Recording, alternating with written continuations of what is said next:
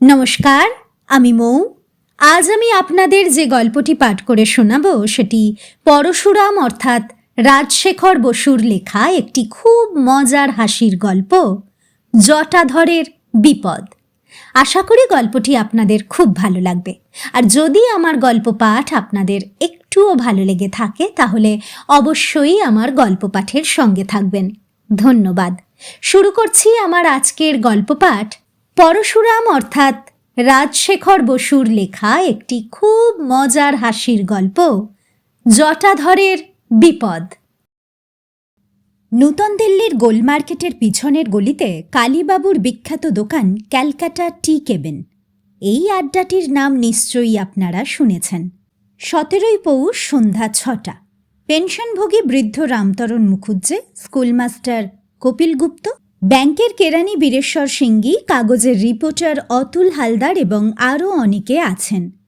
আজ new years day, সেজন্য manager কালীবাবু একটু বিশেষ আয়োজন করেছেন। মাংসের চপ তৈরি হচ্ছে। রামতারণবাবু নিষ্ঠাবান সাত্ত্বিক লোক। কালীবাড়ির বলি ভিন্ন অন্য মাংস তিনি খান না। তার জন্য আলাদা উনুনে মাছের চপ ভাজবার ব্যবস্থা হয়েছে। সিগারেট, তামাক আর চপ ভাজার ধোঁয়ায় ঘরটি ঝাপসা হয়ে আছে। বিচিত্র গন্ধে আমোদিত হয়েছে। উপস্থিত ভদ্রলোকদের জন কয়েক পাশা খেলছেন। কেউ খবরের কাগজ পড়ছেন, কেউ বা রাজনীতিক তর্ক করছেন। অতুল হালদার বললেন, ওহে কালীবাবু, আর দেরি কত? চায়ের জন্যে যে প্রাণটা চ্যাঁ চ্যাঁ করছে। কিন্তু খালি পেটে তো চা খাওয়া চলবে না, চটপট খান কতক ভেজে ফেলো। কালীবাবু বললেন, এই যে স্যার, আর 5 মিনিটের মধ্যেই চপ রেডি হয়ে যাবে। এমন সময় জটাধর বক্সী প্রবেশ করলেন। চেহারা আর সাজ ঠিক আগের মতনই আছে। 6 ফুট লম্বা, মজবুত গড়ন, কাইজারি গোঁফ, গায়ে কালচে খাকি মিলিটারি ওভারকোট, মাথায় পাগড়ির মতন বাঁধা কমফটার, অধিকন্তু কপালে গুটিকতক চন্দনের ফুটকি আর গলায় 1 ছড়া গাঁদা ফুলের মালা। ঘরে ঢুকেই বাজখাই গলায় বললেন, নমস্কার মশাইরা, খবর সব ভালো তো? বীরেশ্বর সিংগি একটু আঁতকে উঠলেন। রামতারণবাবু রেগে ফুলতে লাগলেন। কপিল গুপ্ত সহাস্যে বললেন, আস্তে আজ্ঞা হোক জটাধর বাবু, আপনি বেঁচে উঠেছেন দেখছি। আজকেও ভূত দেখাবেন নাকি? পটকার মতন ফেটে পড়ে রামতারণবাবু বললেন, তোমাকে পুলিশে দেব। বেহায়া, ঠক, জোচ্চোর, ভূত দেখাবার আর জায়গা পাওনি। জটাধর বক্সী প্রসন্ন বদনে বললেন, মুখুজ্জে মশায়ের রাগ হবারই কথা। আমার রসিকতাটা একটু বেয়ারা রকমের হয়েছিল তা মানছি। মরা মানুষ সেজে আপনাদের ভয় দেখিয়েছিলুম, সেটা ঠিক হয়নি, আর তার জন্য আমি ভেরি সরি। মশাইরা যদি একটু ধৈর্য ধরে আমার কথা শোনেন তো বুঝবেন আমার কোনো কুমতলব ছিল না। রামতারণ মুখুজ্জে ক্রুদ্ধ বিড়ালের ন্যায় মৃদুমন্দ গর্জন করতে লাগলেন। কপিল গুপ্ত বললেন, কি বলতে চান বলুন জটাধর বাবু, কি বলতে চান বলুন। অতুল হালদারের পাশে বসে পড়ে জটাধর বললেন, মশাইরা নভেল পড়ে থাকেন নিশ্চয়। প্রেমের গল্প, বড় ঘরের কেচ্ছা, ডিটেকটিভ কাহিনী, রূপসী বোম্বেটে, এইসব। তার জন্যে কিছু পয়সাও খরচ করে থাকেন। কিন্তু বলুন তো, গল্পের বইয়ে কিছু সত্যি কথা পান কি? পান? আজ্ঞে না। আপনারা জেনে শুনে পয়সা খরচ করে ডাহা মিথ্যে কথা পড়েন। তা শরৎ চাটুর্যেই লিখুন আর 5 কড়িতেই লিখুন। কেন পড়েন? কেন পড়েন? মনে একটু ফুর্তি, একটু সুরসুরি, একটু টিপ্পুনি, একটু ধাক্কা লাগাবার জন্যে। গল্প হচ্ছে মনের মাসাজ। চিত্তের ডালাই মালাই পড়লে মেজাজ চাঙ্গা হয়। আমি কি এমন অন্যায় কাজটা করেছি মশাই? হ্যাঁ, রামতারণবাবু প্রবীণ লোক, ওকে ভক্তি করি, ওর সামনে তো ছ্যাবলা প্রেমের কাহিনী বলতে পারি না, তাই নিজেই নায়ক সেজে একটি নির্দোষ পবিত্র ভূতের গল্প আপনাদের শুনিয়েছিলুম। রামতারণ বললেন, তোমার চা চুরুট পানের জন্যে আমার যে 14.5 আনা গচ্চা গিয়েছিল, তার কি তার কি? তুচ্ছ, অতি তুচ্ছ। 6-7 টাকার কমে আজকাল একটা ভালো গল্পের বই মেলে না স্যার। আমি সেদিন অতি সস্তায় আপনাদের মনোরঞ্জন করেছিলুম। কপিলগুপ্ত বললেন, যাই হোক, কাজটা মোটেই ভালো করেননি। আচমকা সবাইকে একটা শক দেওয়া অতি অন্যায়। আর একটু হলেই তো বীরেশ্বরবাবুর হার্ট ফেল হতো। জটাধর হাত জোর করে বললেন, আচ্ছা আচ্ছা, সে অপরাধের জন্য মাপ চাচ্ছি, আজ তার দণ্ডও দেব। ও ম্যানেজার কালীবাবু মশাই, বিস্তর চপ ভাজছেন দেখছি, এক একটার দাম কত? 6 আনা? বেশ বেশ বেশ, তা সস্তাই বলতে হবে, বড় বড় করেই গড়েছেন দেখছি। ভালো মাস্টার্ড আছে তো? ছাতু গোলা নকল মাস্টার্ড চলবে না, তা কিন্তু বলে দিচ্ছি। এই ঘরে 13 জন খাইয়ে রয়েছেন দেখছি, আমাকে আর কালীবাবুকে নিয়ে 15 জন।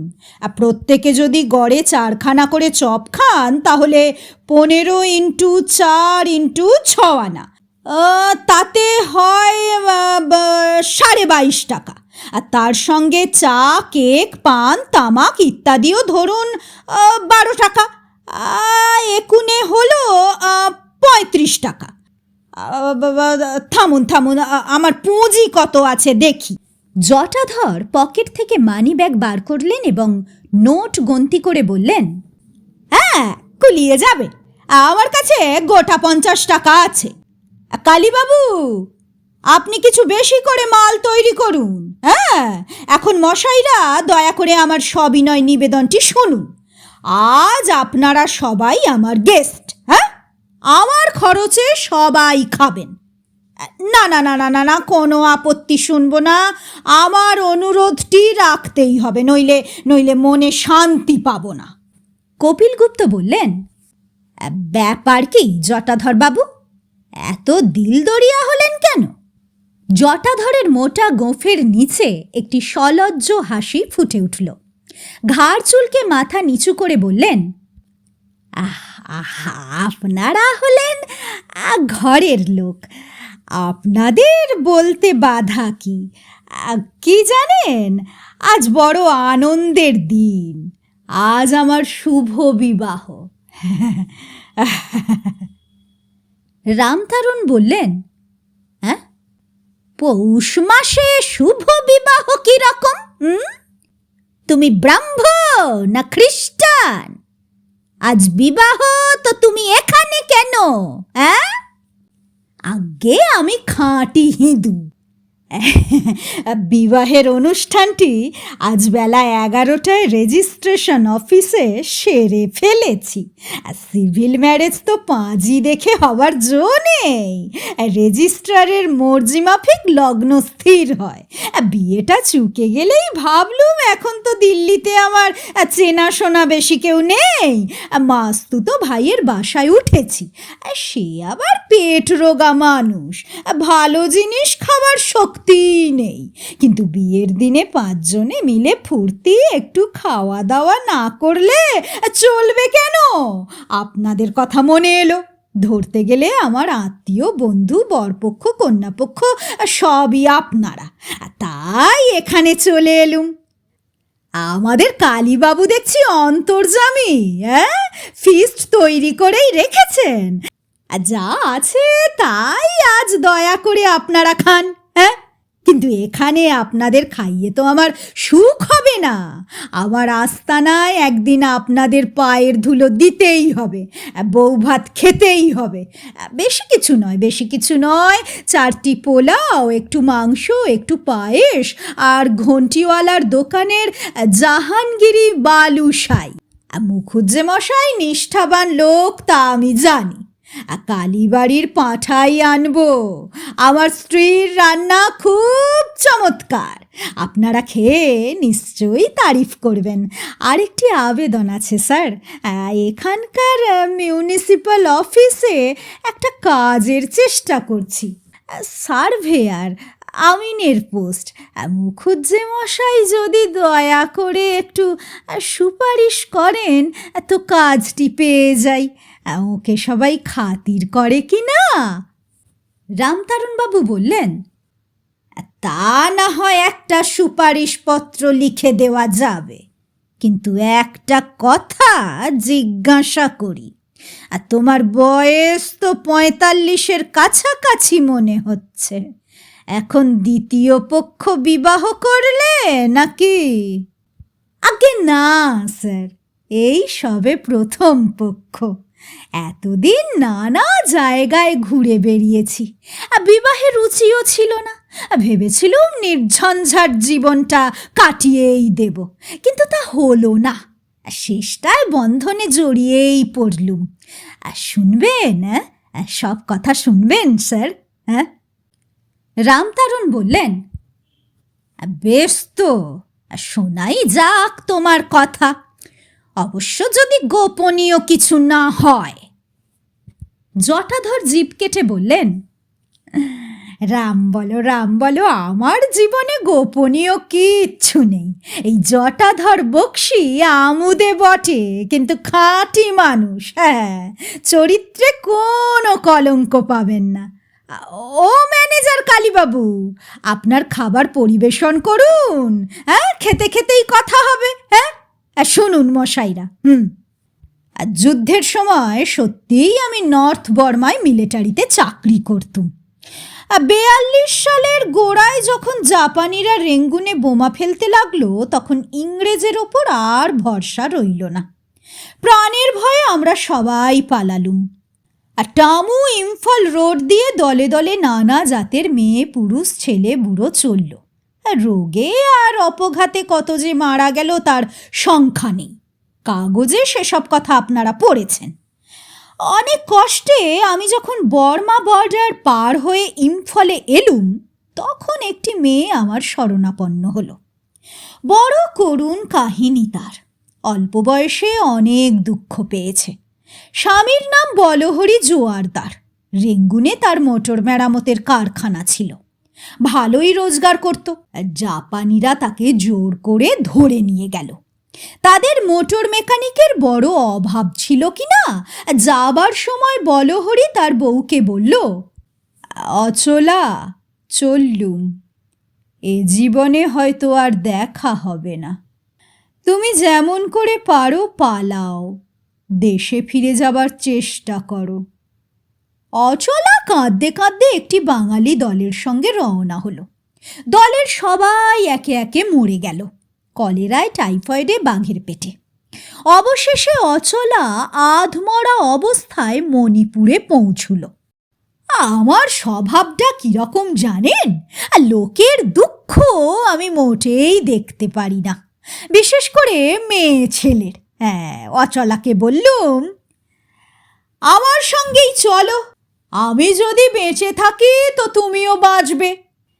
রামতারণবাবু প্রশ্ন করলেন, অচলার মা বাপ কোথা ছিল?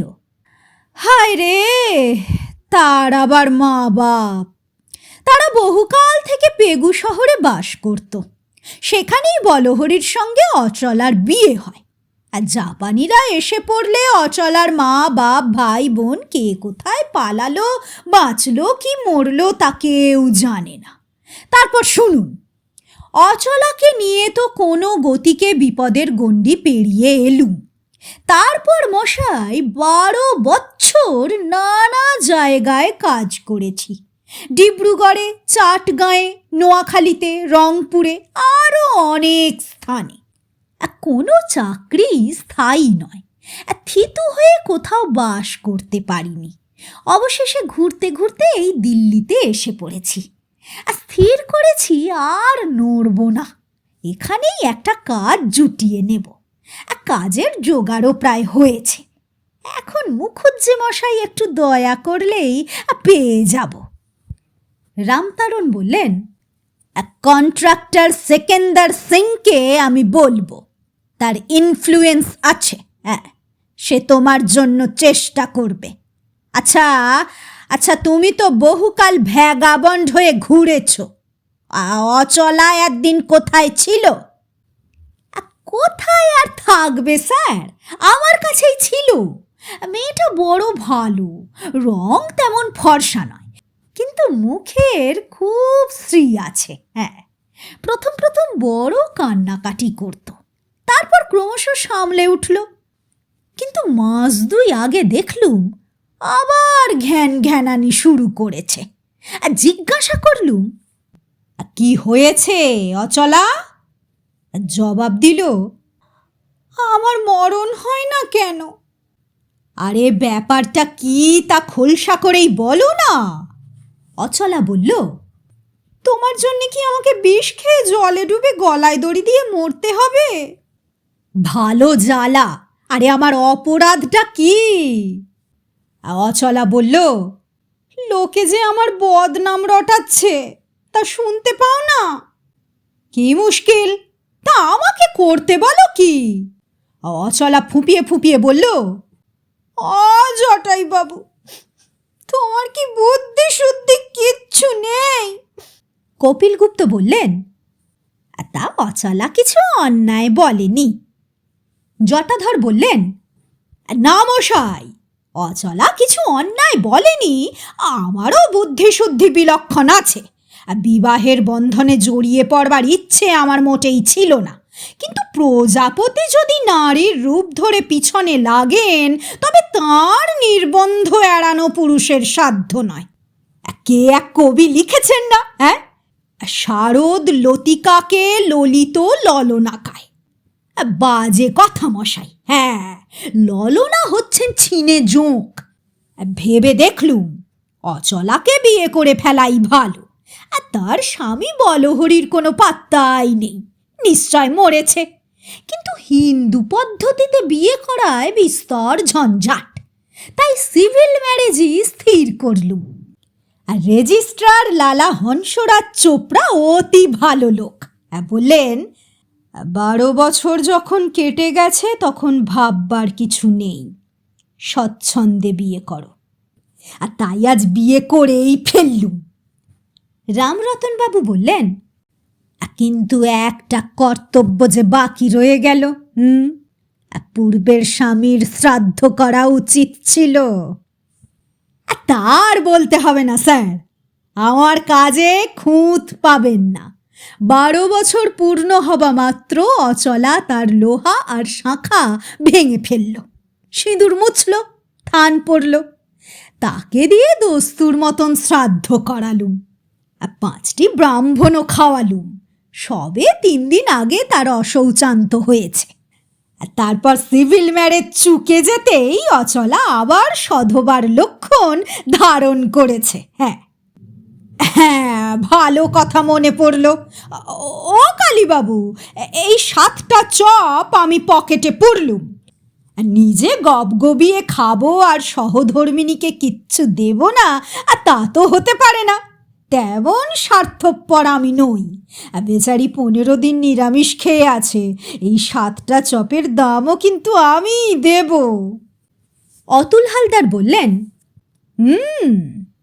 খুব ইন্টারেস্টিং ইতিহাস, আমি নোট করে নিয়েছি, আমাদের হিন্দুস্তান মিরর কাগজে ছাপব। আপনার কোনো আপত্তি নেই তো জটাধর বাবু? কিচ্ছু মাত্র না, স্বচ্ছন্দে ছাপুন। যদি চান তো আরও ডিটেল দিতে পারি, অচলা আর আমার ফটোও দিতে পারি। এই সময় একটি লোক টি কেবিনের দরজার কাছে এসে ভাঙা গলায় বলল, জটাধর বক্সী এখানে আছে?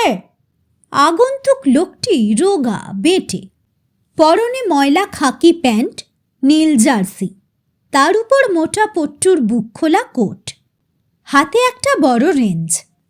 তার প্রশ্নের উত্তরে জটাধর বললেন, আমি জটাধর বক্সী, আপনি কে মশাই? তোমার জম। এই কথা বলেই লোকটি ঘরে এসে খপ করে জটাধরের হাত ধরল। রামতারণ বললেন, কে হে তুমি? এখানে এসে হামলা করছো?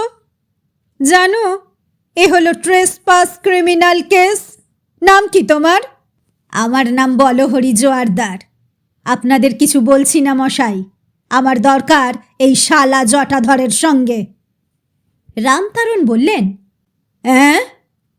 অবাক কাণ্ড! তুমি অচলার ভূতপূর্ব স্বামী নাকি? শুধু ভূতপূর্ব নই মশাই, দস্তুর মতন জলজ্যান্ত বর্তমান স্বামী, ভবিষ্যতেও স্বামী। এই পাজি জোটে শালাকে যদি জেলে না পাঠাই তো আমার নাম বলহরি জোয়ারদার নয়। রামতারণ বললেন, আচ্ছা ফ্যাসাদ। কি হে জটাধর, এখন করবে কি? জটাধর করুণ স্বরে বললেন, আমার সর্বনাশ হবে স্যার, আপনি একটা ফয়সালা করুন। এই বলে জটাধর রামতারণের পা ধরলেন। রামতারণ বললেন, স্থির হও জটাধর, স্থির হও। এসব ব্যাপারে মাথা ঠান্ডা রাখা দরকার। মীমাংসা তো অচলার হাতে। সে যদি বলে এই লোকটি তার স্বামী, তবে আর কথা নেই, তোমাকে তাই মেনে নিতে হবে। ও জোয়ারদার মশাই, আপনি অচলার সঙ্গে দেখা করেছেন? তার আপনাকে বলতে হবে না, তার কাছ থেকেই তো আসছি। আমাকে দেখে মাগি বেদম কান্না শুরু করেছে। আমি ধমক দিতে বলল, জটাই বাবুকে ডেকে আনো, তার অমতে কিছু করতে পারবো না। জটাই যেন তার গুরু ঠাকুর। রামতারণ বললেন, ব্যাপারটা বিশ্রী রকম জটিল হলো দেখছি। অচলা যদি জটাধরের কাছেই থাকতে চায় আর বলহরি তাতে রাজি না হয়, তবে তো মহা ফ্যাসাদ, আদালতের ব্যাপার। কিন্তু বেআইনি কাজ তো কিছুই হয়নি। নষ্টে মৃতে প্রব্রাজতে একটা শাস্ত্রবচন আছে না? 12 বছর কেটে গেলে রীতিমতো শ্রাদ্ধ শান্তির পরে অচলার পুনর্বিবাহ হয়েছে। এক্ষেত্রে ভূতপূর্ব স্বামীর ফিরে আসাই অন্যায়। কপিলগুপ্ত বললেন, এখন আর্ডেনের মতন মানে মানে সরে পড়াই উচিত ছিল। বলহরি বলল, আহা, কি কথাই বললেন মশাই, প্রাণ জুড়িয়ে গেল। নিজের স্ত্রীর কাছে আসবো না তো এই জোটেকে দেখে জিভ কেটে পালাবো নাকি? জটাধর বললেন, আমি আমি এই বলহরি জোয়ারদার মশাইকে খেসারত হিসেবে কিছু টাকা দিতে রাজি আছি। এখন 50 দিতে পারি, বাসায় গিয়ে আরো 50। বলহরি গর্জন করে বলল, চোপড়াও শুয়ার! 100 টাকায় আমার বউ কিনতে চাও? একটা পাঁঠিও দামে মেলে না। কপিলগুপ্ত বললেন, ও হে জোয়ারদার, একটু বুঝে সুঝে তম্বি করো। তুমি তো তালপাতার সেপাই, জটাধরের চেহারাটি দেখছো তো, এক চড়েই তোমাকে সাবার করতে পারে। চড় মারলেই হলো, দেখছেন না বেটা ভয়ে কেঁচো হয়ে আছে। 5টি বছর মাঞ্জুরিয়ার জাপানিদের কাছে ছিলাম মশাই। জুজুৎসুর প্যাঁচ আমি ভালো করেই শিখেছি। তারপর চীনেদের সঙ্গে 7 বছর কাটিয়েছি। ছাড়তে কি চায়? 3টে কমরেডকে গলা টিপে মেরে পালিয়ে এসেছি। জটাধরকে 2টি আঙুলের টোকায় কাত করতে পারি। চল চল হতভাগা, চল। কাঁচা পোকা যেমন প্রকাণ্ড আরশোলাকে ধরে নিয়ে যায়, তেমনি বলহরি জোয়ারদার জটাধরের হাত ধরে হিড়হিড় করে টেনে নিয়ে চলে গেল। রামতারণ মুখুজ্জে দীর্ঘ নিঃশ্বাস ফেলে বললেন, এমন বিপদেও মানুষ পড়ে। আহা, বেচারা আজ দুপুরে বিয়ে করেছে আর সন্ধ্যাবেলায় এই বিশ্রী কাণ্ড। অচলা মেয়েটার জন্যে সত্যি দুঃখ হচ্ছে। ম্যানেজার কালীবাবু নিবিষ্ট হয়ে হিসাব করছিলেন। এখন উচ্চস্বরে বললেন, চুলোই যা কচলা, আজকের খরচা দেবে কে? জটাধর তো আপনাদের বোকা বানিয়ে সরে পড়ল। কপিলগুপ্ত বললেন, সরে পড়েছে তাতে হয়েছে কি? আমরা তো নিজের নিজের খরচে খেতে প্রস্তুতি ছিলুম। কালীবাবু, তুমি আমাদের নামে নামে বিল তৈরি করো। কালীবাবু বললেন, কিন্তু ওই জটাধর যে নিজেই 12টা চপ, 4খানা কেক আর 4টে বড় পেয়ালা চা খেয়েছে। তাছাড়া বউকে দেবে বলে 7টা চপ পকেটে পুড়েছে। মোট দাম হলো 9 টাকা 6 আনা। এ খরচ কে দেবে? কপিলগুপ্ত বললেন, মোটে 9 টাকা 6 আনা, 1.5খানা উপন্যাসের দাম। খরচাটা আমাদের মধ্যেই ছাড়িয়ে দাও। কি বলেন মুখুজ্জে মশাই? জটাধরের বিবেচনা আছে, বেশি ঠকায়নি। বীরেশ্বর সিংহি বললেন, আমি তখনই বুঝেছিলাম যে ওই বলহরি হচ্ছে জটাধরের মাস্তুতো ভাই। 7টা চপ তার পেটেই যাবে। হ্যাঁ।